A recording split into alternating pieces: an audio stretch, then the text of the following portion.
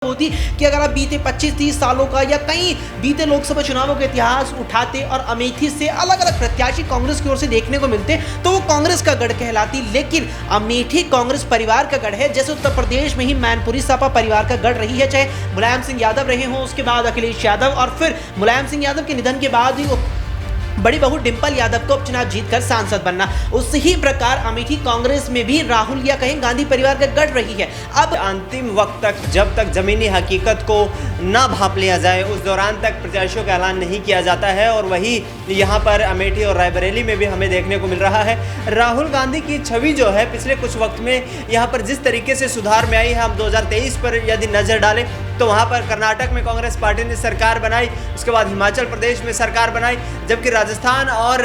मध्य प्रदेश में जिस तरीके से राजस्थान की पिछले 40 सालों से एक परंपरा चलती आ रही है कि वहाँ हर 5 साल के बाद सरकार बदल जाती है, वो इस बार भी बरकरार रही। लेकिन मध्य प्रदेश में भी कांग्रेस पार्टी ने कड़ी टक्कर दी। लेकिन फिलहाल अमेठी पे वापस आते हैं। यहाँ पर जिस तरीके के जातीय समीकरण हैं उनको साधते हुए कांग्रेस पार्टी पुराना गढ़ माना जाता रहा है और लगातार यहाँ से तमाम यहाँ कांग्रेस पार्टी या गांधी परिवार के सदस्य जो है चुनाव लड़ते रहे हैं। ऐसे में नमस्कार, आप देख रहे हैं नेक्स्ट 9 पॉलिटिकल बाइट। मैं हूं आपके साथ सिराज। राहुल गांधी क्या अमेठी से चुनाव लड़ेंगे, इस बात की पुकार जो है काफी दिनों से हो रही है और वहां के कार्यकर्ता भी उनकी मांग करते हुए नजर आ रहे हैं। लेकिन कांग्रेस जिस तरीके से अब उत्तर प्रदेश की राजनीति से ब्रेक ले रही है, अपने आप में कई सवाल खड़े होते हैं। रायबरेली और अमेठी सीट से जिस तरीके से कांग्रेस असमंजस की स्थिति में नजर आ रही है, क्या स्मृति ईरानी ने अमेठी में जो 55,000 वोटों से जो हराया था राहुल गांधी को, उस डर से राहुल गांधी पीछे हट रहे हैं, या फिर बीते 5 सालों में जिस तरीके से स्मृति ईरानी ने अपनी साख अमेठी की उस सीट पर बनाई है जो एक वक्त था जब वो कांग्रेस पार्टी का गढ़ माना जाता था, और अब कहीं ना कहीं जो है कांग्रेस वहां से दूरियां बना रही है, या फिर इसके पीछे की कोई और रणनीति है और कल नामांकन का आखिरी दिन है और क्या नामांकन से पहले जो है कांग्रेस चौंकाने वाला कुछ फैसला लेते हुए नजर आएगी। ये तमाम पहलू हैं, इनके जवाब जो है हम अपने 2 सहयोगी हमारे साथ जुड़े हैं उनसे जानने का प्रयास करेंगे, अक्षय और दिनेश। दिनेश, मेरा सबसे पहला सवाल आपसे ही रहेगा कि जिस तरीके से कांग्रेस अभी कंफ्यूजन की स्थिति में दिख रही है अमेठी और रायबरेली सीट को लेकर, क्या कुछ कहेंगे आप? देखिए सिराज, कांग्रेस पार्टी की रणनीति रही है कि अंतिम वक्त तक जब तक जमीनी हकीकत को ना भांप लिया जाए उस दौरान तक प्रत्याशियों का ऐलान नहीं किया जाता है। और वही यहाँ पर अमेठी और रायबरेली में भी हमें देखने को मिल रहा है। राहुल गांधी की छवि जो है पिछले कुछ वक्त में यहाँ पर जिस तरीके से सुधार में आई है, हम 2023 पर यदि नज़र डालें तो वहाँ पर कर्नाटक में कांग्रेस पार्टी ने सरकार बनाई, उसके बाद हिमाचल प्रदेश में सरकार बनाई, जबकि राजस्थान और मध्य प्रदेश में जिस तरीके से राजस्थान की पिछले 40 सालों से एक परंपरा चलती आ रही है कि वहाँ हर 5 साल के बाद सरकार बदल जाती है, वो इस बार भी बरकरार रही। लेकिन मध्य प्रदेश में भी कांग्रेस पार्टी ने कड़ी टक्कर दी। लेकिन फिलहाल अमेठी पे वापस आते हैं। यहाँ पर जिस तरीके के जातीय समीकरण हैं उनको साधते हुए कांग्रेस पार्टी पुराना गढ़ माना जाता रहा है और लगातार यहाँ से तमाम यहाँ कांग्रेस पार्टी या गांधी परिवार के सदस्य जो है चुनाव लड़ते रहे हैं। ऐसे में कांग्रेस पार्टी जो ऐन वक्त पर यह फैसला ले रही है, ये कहीं ना कहीं सोची समझी रणनीति के तहत है और इसी आधार पर राहुल गांधी को जीत दिलाने की कोशिशें की जा रही। इसी आधार पर जो है कहीं ना कहीं राहुल गांधी को जीत दिलाने की कोशिश की जा रही है। लेकिन राहुल गांधी को अपनी जीत पे इतना ही भरोसा था, फिर वो वायनाड से चुनाव 2019 में क्यों लड़े और साल 2024 में भी वायनाड से क्यों चुनाव लड़े? मेरा अक्षय से ये सवाल रहेगा। देखिए, वाकई में एक बड़ा सवाल यहाँ पर अहम बनता है और कहीं ना कहीं 2019 में जब कांग्रेस आलाकमान की तरफ से सूची जारी करके इस बात का ऐलान किया गया था कि केरल की वायनाड संसदीय क्षेत्र से चुनावी मैदान में राहुल गांधी हैं,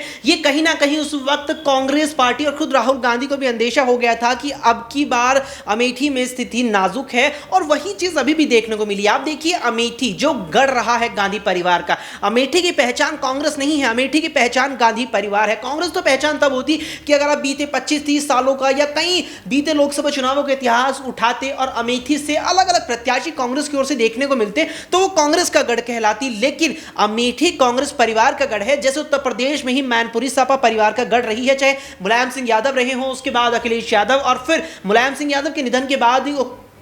बड़ी बहू डिंपल यादव को उपचुनाव जीतकर सांसद बनना। उसी प्रकार अमेठी कांग्रेस में भी राहुल या कहीं गांधी परिवार का गढ़ रही है। अब जिस तरीके से इन आम चुनावों में राहुल गांधी वायनाड से चुनाव फिर से लड़ेंगे, ये घोषणा पहले हुई, बल्कि अमेठी से घोषणा बाद में हुई, तो कहीं ना कहीं ये 2019 वाली स्थिति ही दर्शाता है कि राहुल गांधी और खुद कांग्रेस आला कमान और कांग्रेस का शीर्ष नेतृत्व भी। चाहूंगा अक्षय को यहाँ पर, अक्षय जिस तरीके से आप कह रहे हैं कि राहुल गांधी को उस वक्त ही ऐलान कर देना चाहिए था राहुल गांधी के नाम का, जब वायनाड से उनके नाम का यहाँ पर जो है लोकसभा चुनाव में नाम जो है सूची में शामिल किया गया, लेकिन इसके पीछे एक रणनीति ये काम कर रही है कि कांग्रेस पार्टी पहले की बजाय यहाँ पर ज्यादा कहीं ना कहीं मजबूत स्थिति में दिखाई दे रही है। इंडिया गठबंधन का जो गठन हुआ है उसमें सीट शेयरिंग का फॉर्मूला एक बड़ा यहाँ पर फैक्टर बनकर सामने आया है। उसके साथ साथ यदि अमेठी की बात करें तो स्मृति ईरानी जब चुनावी नामांकन भर रही थी, उस दौरान राहुल गांधी वापस आओ के नारे लगाए गए यहाँ पर तमाम स्थानीय लोगों की तरफ से। यह कहा गया कि स्मृति ईरानी जिस तरीके के वादे और दावे करके आई थी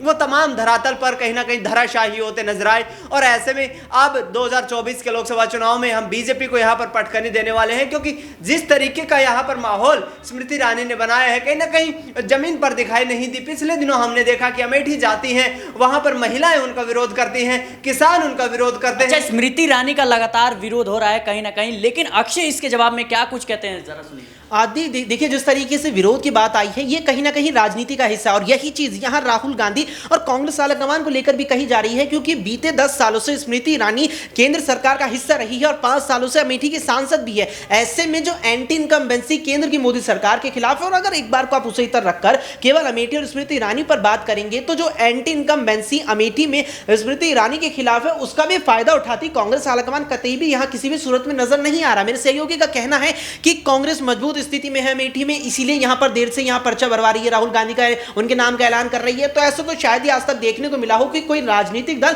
उस सीट पर अपने प्रत्याशी का ऐलान सबसे आखिर में करेगा जिस पर वो सबसे मजबूत है, जबकि आमतौर पर देखने को मिलता है कि मजबूत सीटों पर मजबूत प्रत्याशियों के नामों के ऐलान पहले कर दिए जाते हैं। आप बिल्कुल देखिए कि अक्षय का जो पक्ष है ये कहीं ना कहीं एक वाजिब सवाल है कि सिर्फ अमेठी को लेकर के ना कहें, अगर हम रायबरेली से भी इसको जोड़े तो कहीं ना कहीं साल 2019 के लोकसभा चुनाव में एकमात्र जो है रायबरेली सीट थी जहां से कांग्रेस ने जीत दर्ज की थी। फिर वहां को लेकर के इतनी असमंजस और इतनी कंफ्यूजन क्यों पैदा की जा रही है? देखिए सिराज, आपको यहां समझना होगा कि सोनिया गांधी चुनाव नहीं लड़ रही हैं, प्रियंका गांधी अभी तक सक्रिय राजनीति में जरूर नजर आ रही हैं लेकिन चुनाव नहीं लड़ पाई हैं। तो इस पूरे जातीय समीकरण को हो या फिर कांग्रेस पार्टी के कार्यकर्ताओं के जो फीडबैक है उनके आधार पर हो, कांग्रेस पार्टी को यह कहीं ना कहीं भरोसा है अमेठी और रायबरेली के लोगों के ऊपर कि वहां पर हमें निश्चित तौर पर अपना ही परिवार को उम्मीदवार उतारना है, और यहां कोई असमंजस की स्थिति नहीं बनी हुई है, कोई हार का डर नहीं है किसी तरीके का, क्योंकि जिस तरीके से मोदी लहर के चलते भी 2019 के लोकसभा चुनाव में कांग्रेस पार्टी ने एक बड़ी जीत हासिल की थी,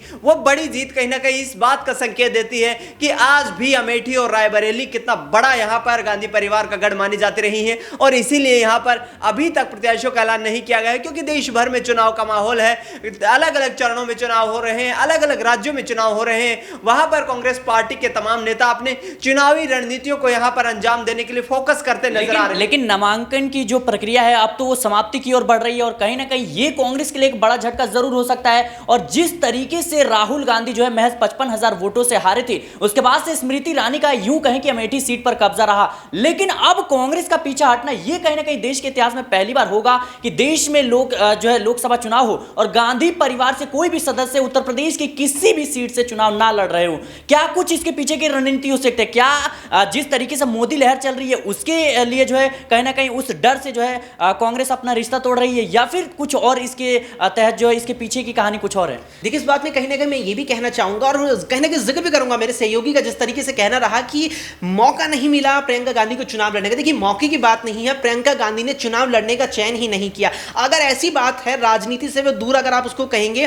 तो फिर चुनावी रैलियां प्रियंका गांधी क्यों करती है, चुनावी जनसभाएं प्रियंका गांधी क्यों करती है, अगर चुनाव लड़ने की उनकी बात नहीं है? और फिर जब पैतृक सीट रही है, पारिवारिक सीट रही है, माता सोनिया गांधी को राज्यसभा भेजा गया, तभी यह तय हो गया था कि रायबरेली से चुनावी मैदान में अब की बार नहीं उतरेगी, तो परिवार के किन्हीं सदस्यों को तो रायबरेली और अमेठी से चुनावी मैदान में उतरना ही था। और जब रॉबर्ट वाड्रा तक की चुनाव लड़वाने की चर्चा आ चुकी है, और पहली बार नहीं है, इससे पहले भी आम चुनावों में रॉबर्ट वाड्रा को टिकट देने की चर्चाएं रही हैं, फिर प्रियंका गांधी चुनावी मैदान से दूर क्यों है? और खासतौर पर रायबरेली का जिस तरीके से आपने जिक्र किया, इकलौती वो सीट थी जो मोदी लहर भी यहां बीजेपी को नहीं दिला पाई थी। ऐसे में भी बीजेपी के सामने यहाँ प्रियंका गांधी कहें या कांग्रेस आलाकमान संकोच कर रही है। और राहुल गांधी का जो रवैया रहा है वो वाकई में सवाल उठाता है। आप देखिए, राहुल गांधी ने जो सक्रियता बीते कुछ वक्त में चुनावी माहौल में दक्षिण भारत में दिखाई है, ऐसे में सवाल उठता है कि कितनी रैली, कितनी जनसभाएं राहुल गांधी ने उत्तर भारत में की हैं, कितनी रैली उत्तर प्रदेश में की है, हरियाणा में, पंजाब में, बिहार में कितनी जनसभाएं की है। तो कुल मिलाकर के कांग्रेस बिल्कुल भी इस स्थिति में नजर नहीं आ रही है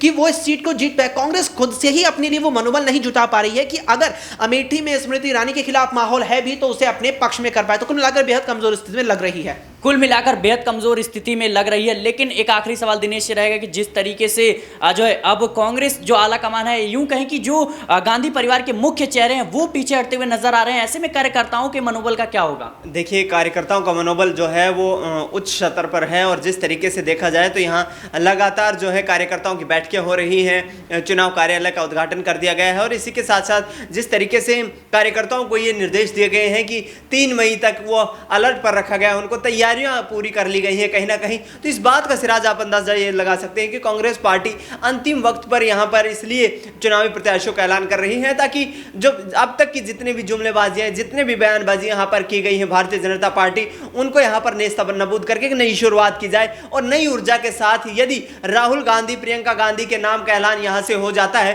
तो वाकई में कार्यकर्ता जिस जोश से लबरेज होकर के चुनाव प्रचार में उतरेंगे उसका निश्चित तौर पर फायदा यहाँ पर कांग्रेस पार्टी को देखने को मिलेगा। जी, निश्चित तौर पर कांग्रेस पार्टी को इसका फायदा देखने को मिलेगा कि लेकिन अब तक जो सूत्रों के हवाले से खबरें सामने आ रही हैं कि काफी मुशक्कत के बाद अमेठी से राहुल गांधी चुनाव लड़ने जा रहे हैं और कल 12:30 बजे नामांकन अपना दाखिल करेंगे। लेकिन बड़ा सवाल यही है कि कांग्रेस इतनी कंफ्यूजन में क्यों है? जिस सीट से उनके परिवार के आधे से ज्यादा दर्जन लोग जो है वो कामयाब रहे हैं वहां से जीतने में, ऐसे में उस सीट को लेकर के इतनी ज्यादा कंफ्यूजन अपने आप में कई सवाल खड़े करता है। फिलहाल के लिए इस चर्चा में इतना ही। इस चर्चा को लेकर के आपकी क्या राय है हमें कमेंट बॉक्स में जरूर बताएं। देश और दुनिया की तमाम खबरों के लिए बने रहे नेक्स्ट 9 पॉलिटिकल बाइट के साथ।